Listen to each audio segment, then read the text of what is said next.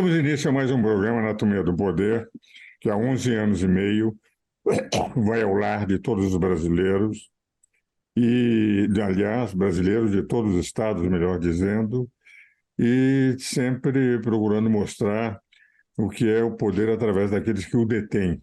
Isto é, não só o poder político, mas universitário, acadêmico, sindical, eleitoral, enfim, aqueles que efetivamente exercem para que o nosso telespectador tenha a visão de como eles veem na sua área de competência o evoluir do país.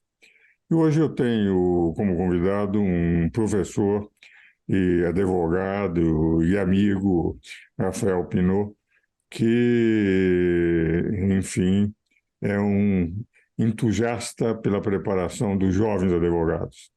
E hoje nós vamos falar fundamentalmente para os jovens advogados, de como incentivá-los, entusiasmá-los, e como ele mantém, o Rafael, cursos para os jovens advogados. Nada melhor do que ouvirmos aquele que é um especialista nesta área. Meu querido Rafael, uma alegria enorme de tê-lo aqui no meu programa. Já fiz uma live nas lives que você faz constantemente, mais de uma nas lives que você faz aí do Rio de Janeiro. E eu gostaria que você falasse um pouco para os nossos, principalmente na área advocatícia, que eles estão começando a sua carreira, sobre como é que você vê e como é que você os orienta para que encontrem na profissão a sua real vocação. Doutor Ives, muito obrigado pelo convite. Eu me sinto muito honrado por desfrutar aqui dessa sua companhia, ainda que virtual. Sou um entusiasta da advocacia e, se eu tenho algum mérito nela, é me espelhar na trajetória de grandes advogados como o senhor. E, só para ser preciso na informação, foram 4 lives maravilhosas, sensacionais, que eu guardo no meu coração, com que a gente fez com muita alegria e satisfação. Muito obrigado pelo convite. Qualquer sugestão ou intimação, o convite do senhor é uma ordem para mim. É um assunto que me encanta falar, porque hoje eu vejo com muita preocupação o mercado jurídico. Eu que sou egresso de um escritório de grandes causas, reformatei minha carreira para seguir o caminho da autonomia, percebi que há um abismo entre esses dois mercados. E eu me dediquei, de uns anos para cá, a formar alguns advogados através de cursos, tentando orientar questões práticas e, às vezes, até conceituais a respeito da advocacia, né? Os desafios dos novos na advocacia é muito grande. E eu, particularmente, não gostaria de estar na pele desses novos advogados no mercado que a gente tem hoje. Eu descartaria, assim, como um preâmbulo, o primeiro desafio já chega logo depois da festa de formatura, que os jovens ficam num limbo entre concurso público e advocacia corporativa. Trabalhar em grandes escritórios é o que eu chamo de atividade análoga à advocacia, não é a advocacia que eu conheço, que exige muito sacrifício da vida pessoal, né? Às vezes o profissional, e atendi muitos nesse sentido, descem muito baixo para tentar subir na carreira, sacrificam muita coisa. E o outro ramo é sair para a vida acadêmica ou buscar o concurso público, e no concurso público conseguem fazer do estudo uma atividade salutar, alguma coisa que vira nociva para o próprio intelecto, para o próprio psicológico. Então, esse eu acho que é o primeiro desafio, é a grande dúvida que todo mundo tem na hora que sai da faculdade. Depois a gente também tem o desafio de se adequar a essa nova realidade do mundo virtual, essa nova realidade desse posicionamento digital, que é uma ferramenta muito útil para a captação de clientes, para atrair clientes, mas também é uma ferramenta devastadora, capaz de afastar todos os potenciais clientes do seu meio.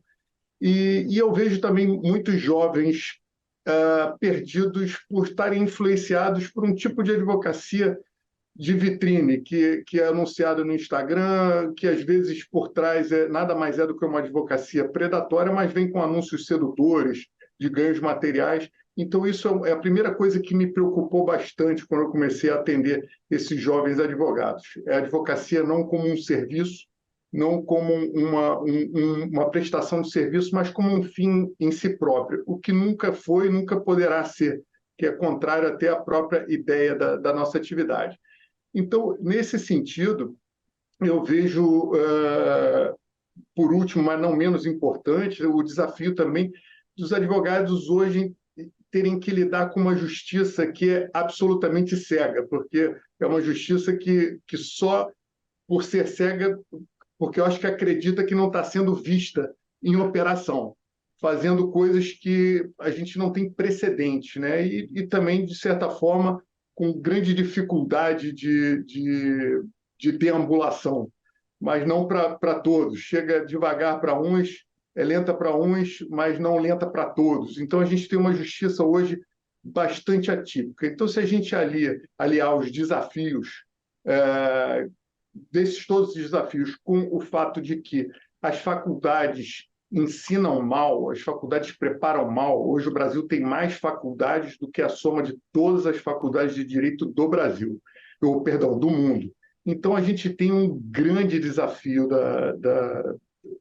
para aqueles que querem abraçar a advocacia, e esse recém-chegado no mercado, ele chega muito longe da noção do papel profissional. Não tem um projeto de carreira, é carente até de uma estratégia de evolução pessoal ou profissional e, às vezes, até de atuação prática. Então, é isso que eu busco com os meus alunos, eu busco sempre, todo mundo que me procura, estou aberto a todos, procuro passar essa visão que eu adquiri ao longo de É, 25 anos de advocacia. você vê, Rafael, enfim, também fui professor mesmo antes de sair da faculdade, porque eu lecionava para pessoas que iam fazer cursinho para entrar na faculdade de Direito, no caso, era francês, português e latim, que eu tinha alunos particulares. Depois que me formei, 5 anos de advocacia intensa, mas a partir de 64, portanto, há 59 anos atrás, comecei a lecionar em universidade e leciono, de certa forma, até hoje, não mais em currículos, porque me aposentei dos cursos em que eu era obrigado a dar o ano inteiro, mas em palestras que continuo dando, e em conferências, etc. Mas o dado que me impressiona hoje também, e esse é um aspecto que eu sinto muitas vezes em palestras com jovens, primeiro, uma pouca formação filosófica, histórica e de conhecimentos universitários. O humanista, que foi sempre, no meu tempo, um advogado era um humanista na faculdade que eu fiz a São Francisco, todos eles discutiam história, literatura, enfim, aliás, na literatura, ainda hoje a Academia Paulista de Letras tem sempre de 25% a 30% dos seus acadêmicos saídos da Faculdade de Direito, como os grandes poetas parnasianos, etc. E, por outro lado, um sentido de ética que vai sendo deturpado por visões políticas que se procura pôr dentro do direito. Então, um dos aspectos que me preocupa é como a cabeça do jovem advogado vai sendo formado por professores que têm mais vocação política do que vocação do magistério de direito, que procuram colocar e transformá-los em ativistas de posições políticas, o que faz, sem ética, sem conhecimento universal, e manipulados por um grupo que termina fazendo, porque são ativistas políticos dentro das faculdades, nós vamos perdendo um pouco aquele sentido de humanismo que havia, digamos, há 40 anos, 50 anos, 60 anos. As faculdades de Direito do Brasil, durante muitos anos, dirigiram o direito. O Clóvis Bevilacqua não quis ser ministro do Supremo porque entendia que não tinha notável para saber. O Rubens Gomes de Souza não quis ser ministro do Supremo, os dois convidados entendiam que não tinham notável saber. Quer dizer, então, nós tínhamos uma visão tão abrangente que é a autocrítica, que hoje praticamente não existe. E esse prato, falta de formação humanística, falta de formação filosófica, e um conceito de ética absolutamente maleável, flexível, me preocupa muito nos jovens, e quando eu converso com eles, é o ponto que normalmente eu consigo bater, eu procuro bater. E eu acho que você, nos seus cursos, você tem feito isso, não é? Sem dúvida, porque isso leva à deturpação da contrapartida que nós temos a obrigação de entregar. É legal, né? Dignificar a profissão, agir sem temor de desagradar a autoridade, agir de acordo com a boa ética e de acordo com o que a própria legislação. Nós temos tantas prerrogativas e pouquíssimos deveres, mas não estamos conseguindo levar a cabo.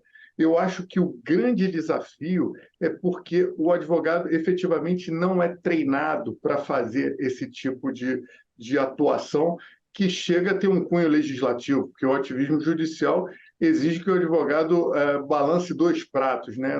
Nossa profissão é nitidamente pautada pelo bom senso. Se a gente perde o bom senso, a gente perde a condição de bem atuar, né? E nós, como herdeiros dos ensinamentos de Sidney Sanches, que tinha direitos e garantias fundamentais como algo absoluto, a gente não pode perder essa capacidade de se indignar, de ir atrás e de buscar sacralizar esses direitos fundamentais.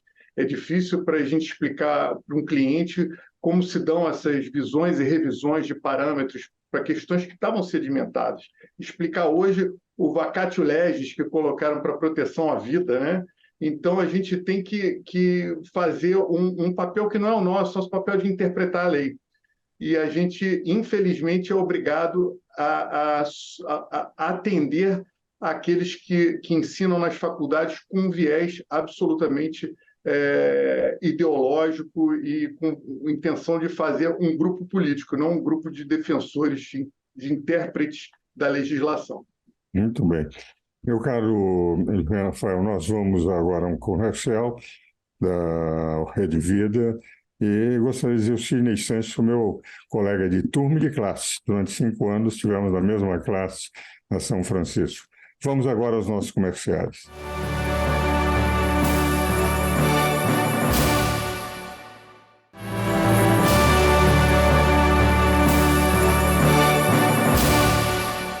Damos continuidade ao nosso programa Anatomia do Poder, hoje entrevistando um caríssimo amigo, grande advogado e grande professor, Rafael Binot. E falamos muito sobre o que é a formação do jovem advogado.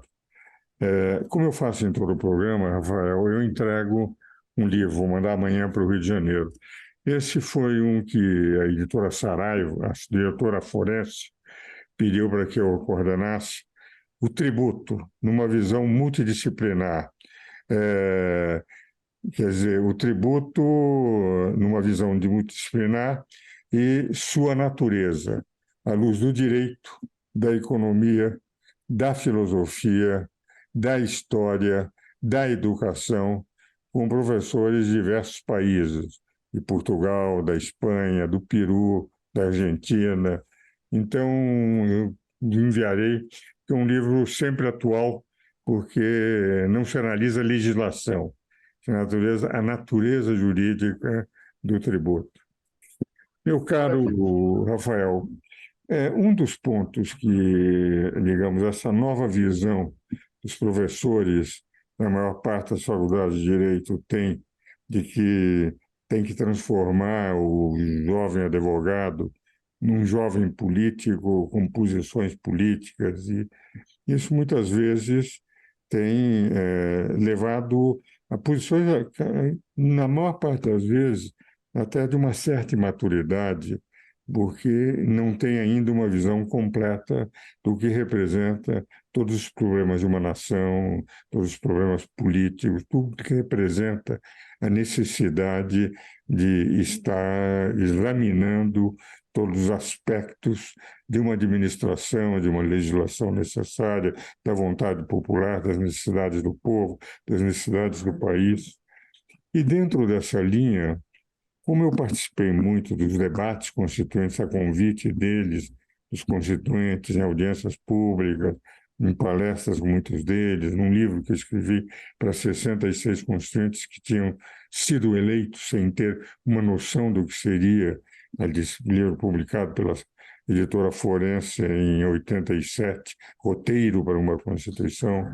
Eu sei perfeitamente do pensamento deles. A ideia era como nós saímos de um sistema em que tínhamos um poder dominante, que é o executivo, e estávamos entrando num processo democrático, que os poderes fossem harmônicos e independentes. Por isso, o Constituinte dedicou o título mais lato, mais longo, mais espaçoso em nível de princípios, etc., de direitos, no título 4, que era a Organização dos Poderes, no artigo 44 a 135. E cada um com a sua exaustiva competência definida, inclusive dando ao Poder Legislativo o direito de zelar pela sua competência até perante o Poder Judiciário. Mas nós estamos vendo, ao contrário, invasões de competência. De verdade, não é um poder técnico e dois poderes políticos, mas praticamente três poderes políticos. Cada vez que o Poder Supremo Tribunal Federal legisla, ele está exercendo uma função política. Quando o Poder Supremo assume uma função que é do Poder Legislativo, dizendo que está atendendo o apelo de uma minoria e legisla contra a legislação do Poder Legislativo, se transformou num poder político. Então, como é que você vê essa nova concepção que eu posso lhe dizer, porque convivi com os constituintes de 88, não foi o que eles queriam. O que eles queriam é que eram três poderes, cada um com competências bem definidas e cada um respeitando, ao ponto de o artigo 2º falar em harmonia, independência de poderes. Como você vê essa realidade, meu caro Rafael? Antes de mais nada, eu queria agradecer de antemão o livro. Acho que só vai ficar me faltando os comentários à Constituição, mas eu vou ter que ter uma casa nova, né, para poder abrigar essa obra gigantesca. Doutor Ives, eu acho que eu vejo com muita preocupação essa desarmonia entre os poderes e vejo a classe muito enfraquecida, na medida em que os jovens já chegam com esse viés de pouca personalidade, com muito receio de desagradar, uma entidade de classe também, de certa forma, representativa, mas não tão contundente quanto foi outrora, e a gente vê advogados novos e não tão novos assim, já com uma ideia mais nihilista, procurando desprezar tradições, desprezar as bases que nos trouxeram até aqui, aos trancos e barrancos, mas com estabilidade, com segurança jurídica. Então, eu vejo que hoje o judiciário é composto por juízes que se aproximaram muito da população. Eles brigam em aeroporto, estão em redes sociais, estão em Twitter, dão entrevista à torta à direita. Eu vejo a TV Justiça também como um desserviço, porque enquanto que quando o judiciário deixou de ser um poder discreto e encontrou um terreno fértil para buscar essa legislação, esse poder legislativo e às vezes até executivo, criou-se uma grande confusão e na medida também em que ele se transformou na última instância, como o senhor costuma bem dizer, na última instância política, legislativa, e a gente tem operadores do direito atados. Acredito eu que agora está havendo uma movimentação no Congresso para buscar um equilíbrio maior. Ficamos tanto tempo discutindo qual é o poder moderador entre esse desequilíbrio, mas o fato é que a gente está longe disso, porque eu vejo hoje um judiciário muito livre para decidir de acordo com convicções, além do que diz a letra da lei, não é um mero intérprete. Então, a gente tem hoje situações que eram direitos fundamentais, como de opinião absolutamente relativizados. A gente tem a questão da prisão preventiva, da presunção de inocência, a própria questão do aborto, né? Eu vejo com muita preocupação, eu não consigo analisar politicamente, porque eu sou não sou um grande especialista no campo político como o senhor, mas no campo do direito eu vejo a coisa caminhando, escalando de uma forma que chega a ser jocosa. Por exemplo, hoje a gente tem uma defesa nessa pauta da ADPF, no sentido de que a gravidez começa quando a mulher aceita a gestação e abre mão do aborto. Será que, se a gente for levar a ferro e fogo os direitos iguais entre homens e mulheres, o homem que não estiver disposto àquela gestação vai poder ser exonerado de uma pensão alimentícia, porque a vontade foi da mulher, não foi dele? Ou os direitos, o direito de igualdade só vai prevalecer quando vier a prevalecer somente a intenção da mulher? Então, são campos que eu acho que cabem, são questões que cabem ao legislativo, que o judiciário está se arborando, sem respaldo popular, e no meio disso tudo está o operador do direito, o advogado, que não sabe como agir. Ele próprio é niilista, ele próprio não acredita nas instituições. Hoje a gente tem uma OAB que nomeou um cachorro para uma diretoria em Minas Gerais. Então a gente tem um desrespeito até às próprias instituições. A classe que já não gozava de um grande apreço popular, hoje está cada vez mais insignificante frente aos avanços dos três poderes, que Exatamente. brigam entre si. A gente está alijado de toda essa discussão. Essa é a visão que eu tenho. Não sei se eu fui preciso na resposta, mas é a visão que eu tenho. Vivemos uma grande confusão sem encontrar, ou, de certa forma, sem saber qual é a melhor saída e de onde vai partir a solução.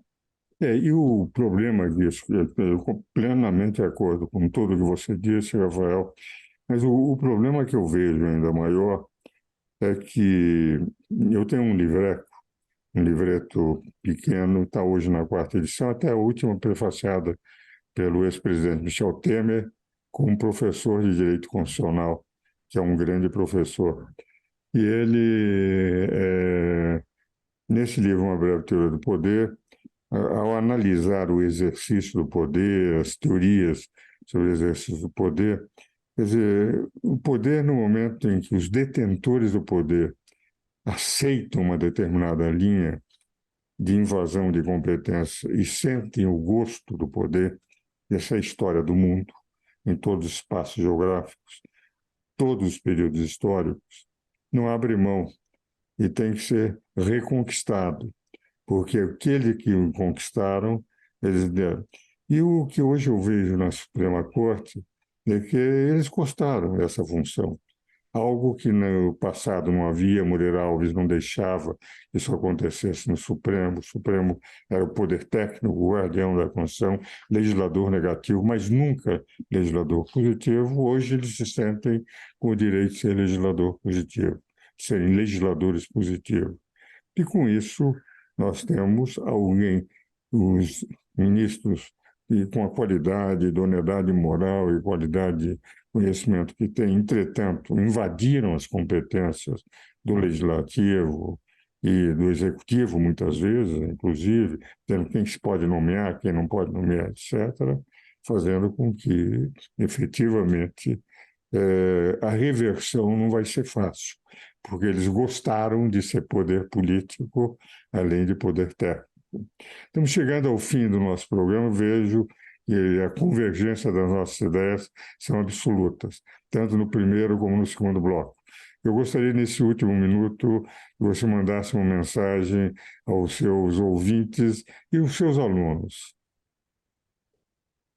Olha, tocado pelo que o senhor acabou de falar agora, eu penso que eu só gostaria de exercer o papel de advogado.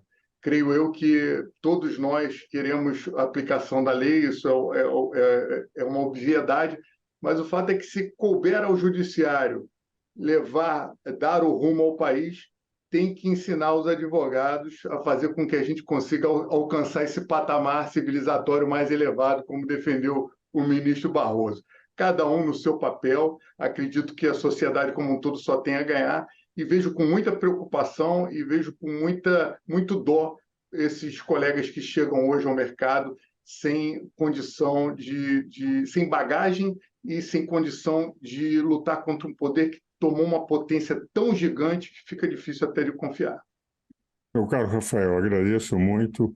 Eu também estou absolutamente de acordo de que nós temos que efetivamente lutar para que os jovens possam exercer corretamente a sua função no futuro como advogados. Eu fui a vida inteira só advogado e professor universitário, e que efetivamente nós possamos ter no futuro dois poderes políticos, um poder judiciário, técnico, e a harmonia e independência entre os poderes.